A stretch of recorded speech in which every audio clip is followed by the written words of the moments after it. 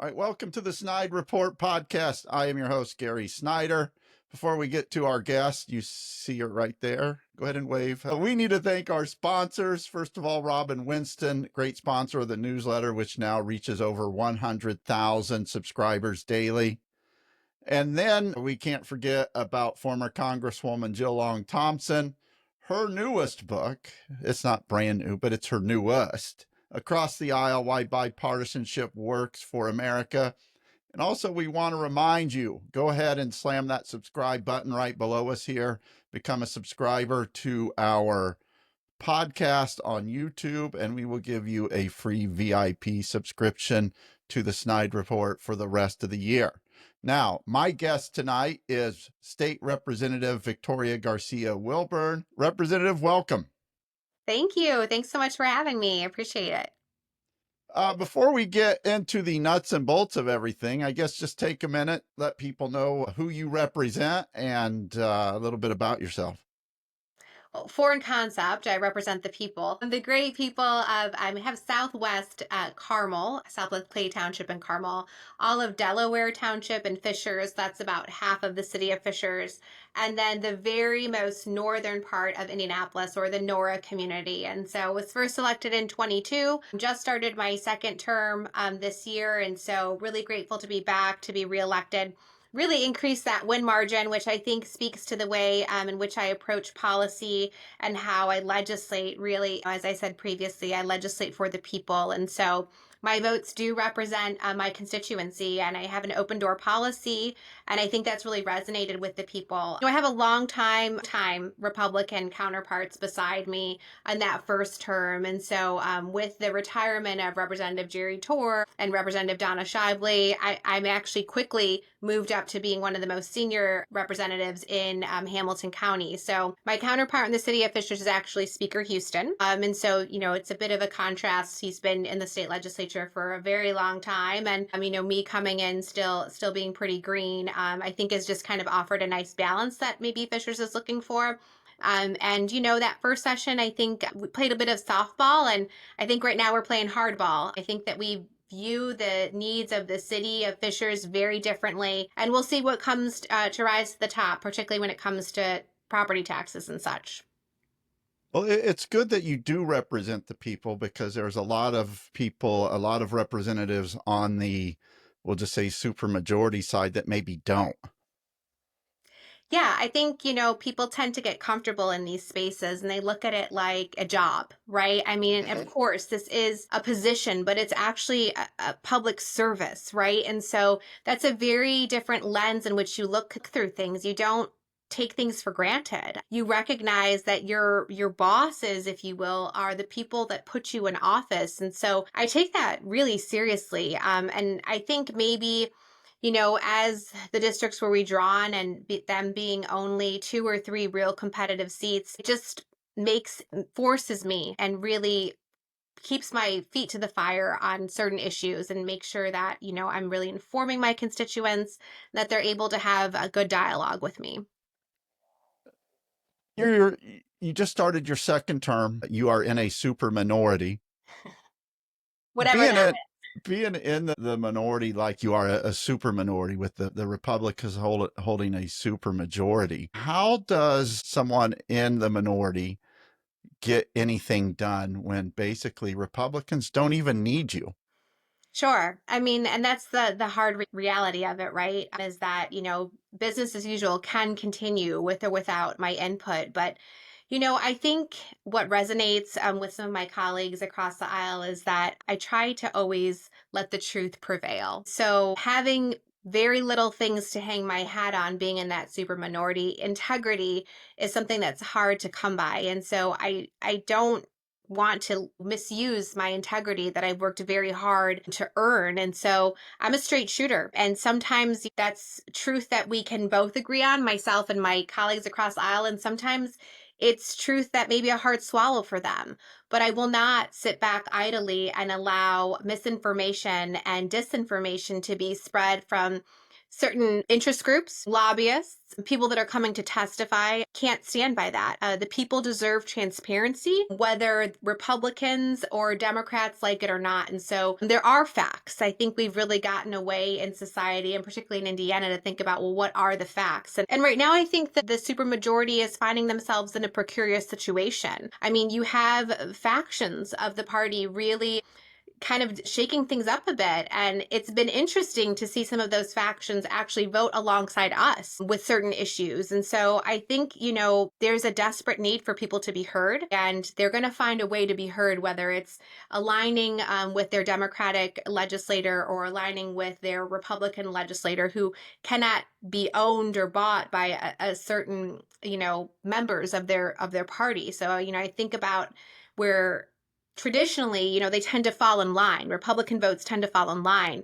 That has not been the case this session. Republican votes have really been all over the board, and that's refreshing to see. And that's, I hope that they are choosing to vote away from their majority party because they recognize that their constituency is getting on to what's happening here. You talked a little bit about misinformation and it coming from people testifying, outside groups. From where I sit, there seems to be a lot of misinformation coming from the other side and from the governor's office on down. Yeah, unfortunately, something that has been apparent to me this session that maybe wasn't my first term, or maybe I'm just more of aware of it now, who knows? But there are a lot of outside, very, I don't want to use the word dark money, but there's no other way to describe it. Foundations being founded by the Koch brothers, political action committees that were founded by President Reagan that have really morphed into something else. And so we're flying people from, Pennsylvania, from all these other places to come in and really speak not as Hoosiers, right? As speaking on issues. And Indiana has become that test ground for very extreme issues. I mean, we are right alongside Tennessee and Florida. Our peer states are Alabama and Mississippi. We are not competitive when it comes to things that really matter, like education. And so, they're trying to win one over on the people.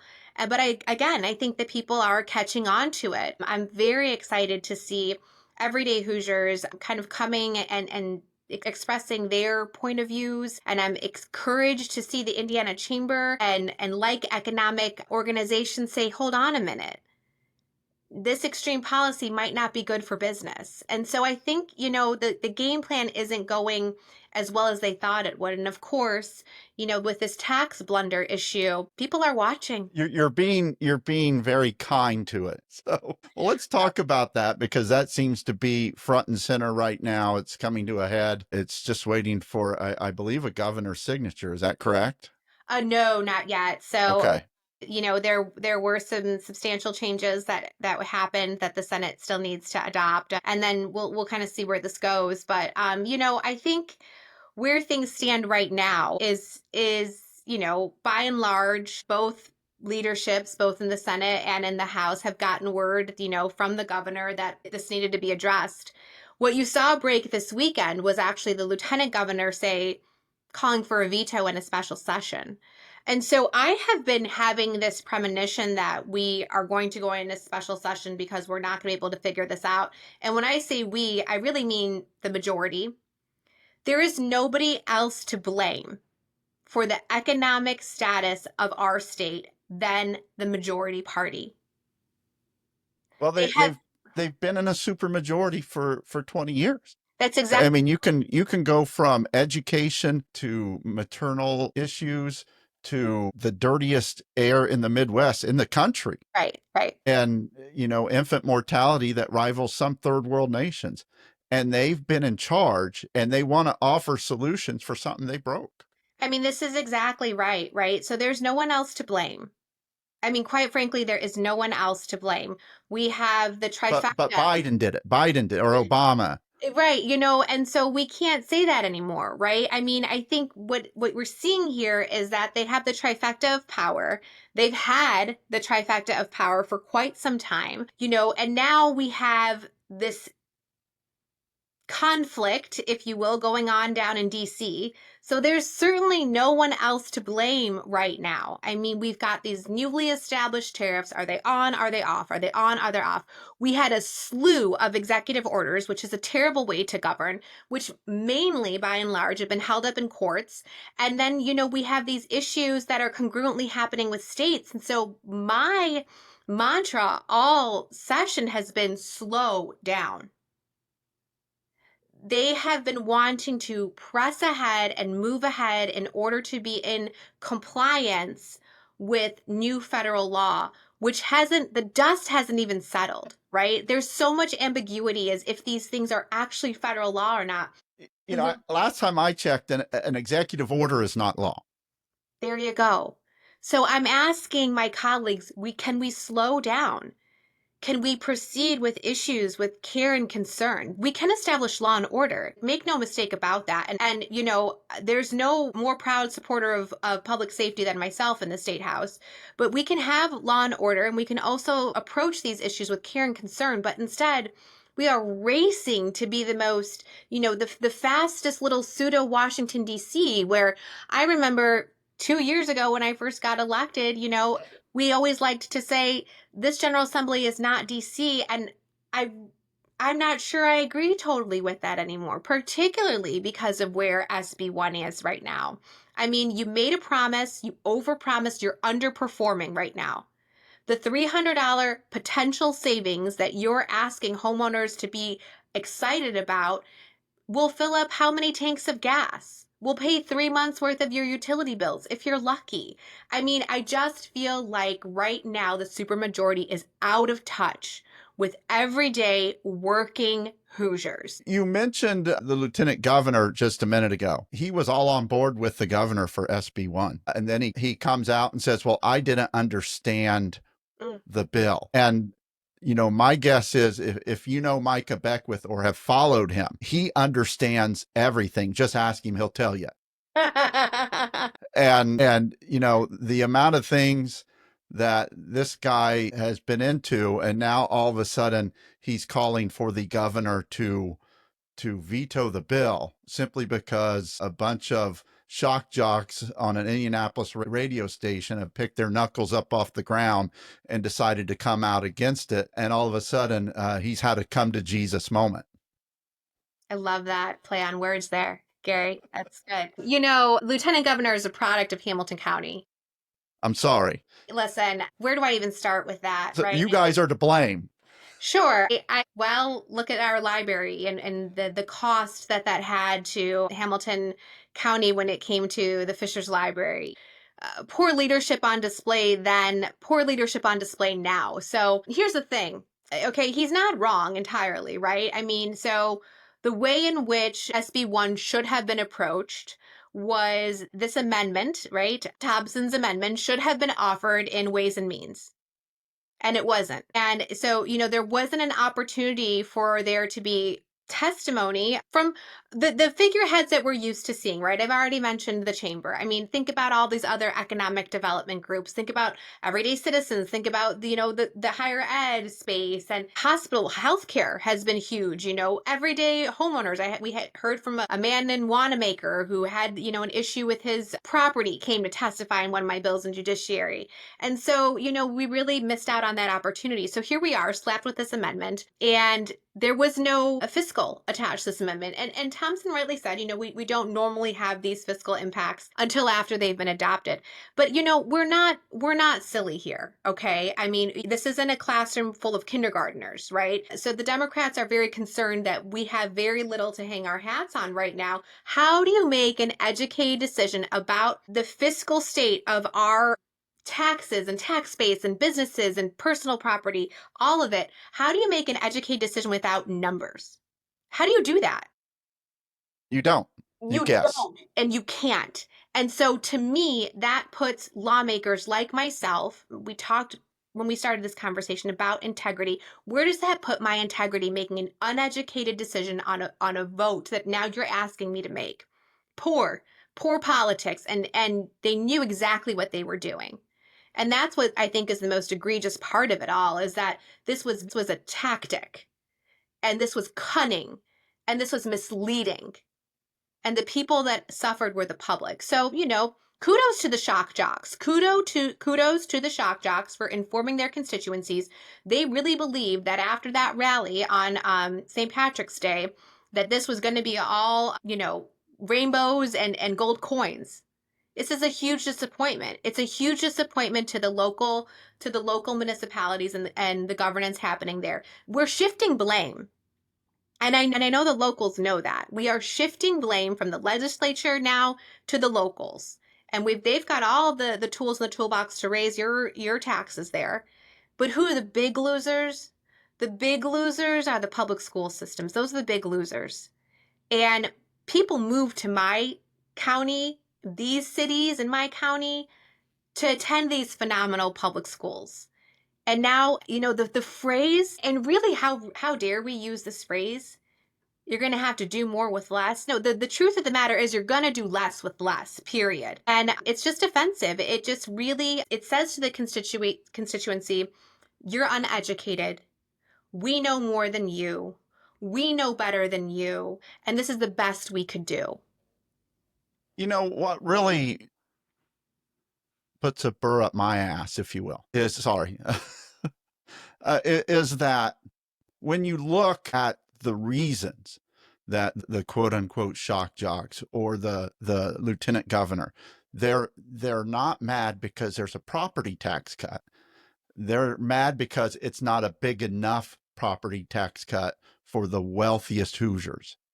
And they're mad because it's only $300 for the highest income earners or the biggest houses, the wealthiest people. They're mad because it's not $1,300 or $2,000. And they don't care if municipalities have to go without because they have theirs. They don't care if you get yours. Well, and for a party who runs on Christianity, that's the most unchristlike thing I've ever heard. I mean, just being honest. Mm-hmm. If you look at Palm Sunday today, right?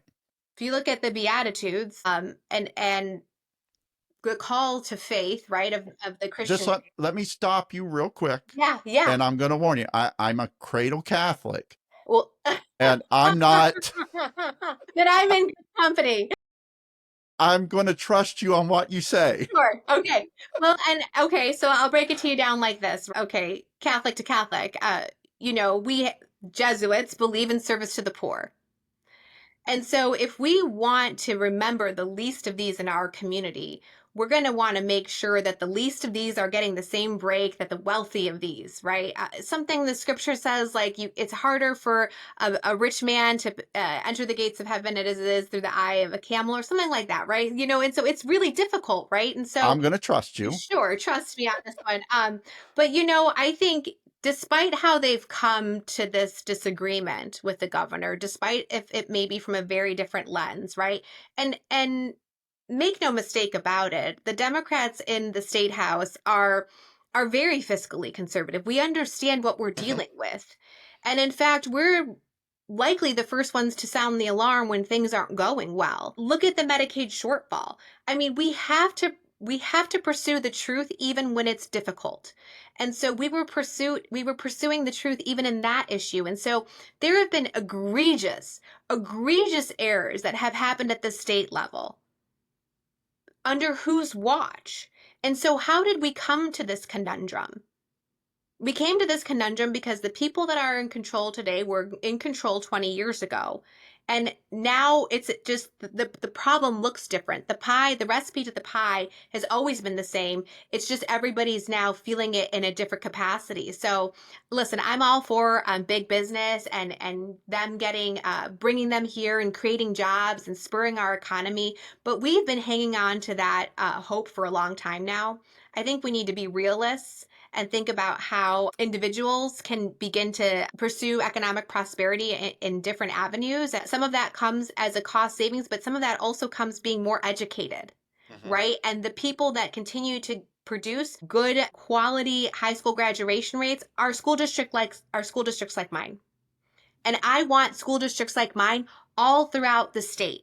I don't want there to be such a large disparity if you're from rural Indiana or the region or southern Indiana. I want you to have the same great K through 12 experience. And that can only happen through a very transparent way. And now we're just creating more of a mess. So, yeah, it will be very interesting to see how this shakes out. I have a feeling that, heels might be dug in already and there might be no room to compromise. I mean, make no mistake about it, I can't tell you how many amendments the Democrats offered.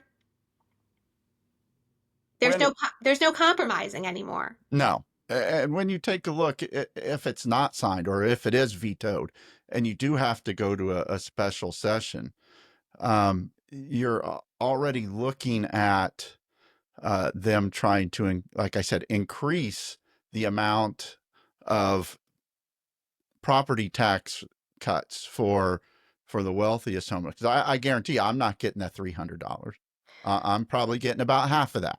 Sure. If you're renting, you're not getting anything. You're just getting your taxes raised, both through the local income tax that will go up and your rent going up because, it goes up every year. Right, right. Yeah, we've stripped away long held, and I shouldn't say we.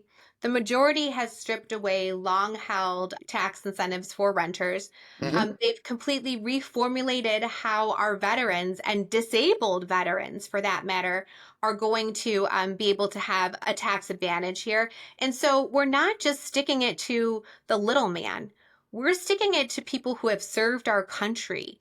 We're sticking it to young people that are coming back and saying, I want to make Indiana my home, but can't afford that first time home because of the way things are right now. And so it's unfortunately, it's a recipe for disaster. It's a recipe for disaster. And I know that Democrats in the House have been saying all along that this is a mirage. It's a bait and switch. It's a tax scam. And we're not wrong. No, you're absolutely correct. And when you mentioned business, there's a huge problem when you have one of the top Indiana as one of the top 5 states for doing business, but you're one of the bottom 5 states for workers' rights and pay. Where is the return on investment? Where is the return on investment? We have high healthcare prices. We're now making it harder for our healthcare entities to offer services in kind, right, for their Mhm. nonprofit status. We've made that more difficult.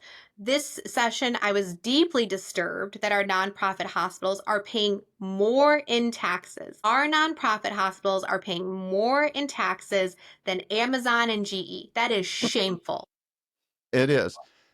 We have to start wrapping things up, but as usual, I like to think that I ask some pretty pertinent questions and cover everything. Obviously, I don't. So, is there anything you wanted to cover that maybe I did not have the insight to ask you? No, I mean, listen, it's been a lot to digest, it really has been. And the way that I'll continue to communicate with my constituency is to be transparent and honest. And so if you're listening, hold your legislators to that same level of accountability. Demand answers to the questions that you're posing. Ask them how they plan to vote or have voted. Reminder, you have the political power, not the other way around. And I think we need to start moving from a defeatist mentality to one of hope, because really that is going to be the only way forward. And I'm excited for what the future has to offer for young members of my party and everyday Hoosiers, blue collar workers that are tired of this bait and switch tactic from the right. We're ready to get back to work for the people. Before we let you go, we do need to remind everybody we need to thank our sponsor, Robin Winston. He has been on board with both the newsletter and the podcast from the beginning. The newsletter goes out to over 100,000 subscribers every single day. If you click that subscribe button right below here and like this podcast, we'll give you a free VIP subscription, a $50 value for the rest of the year.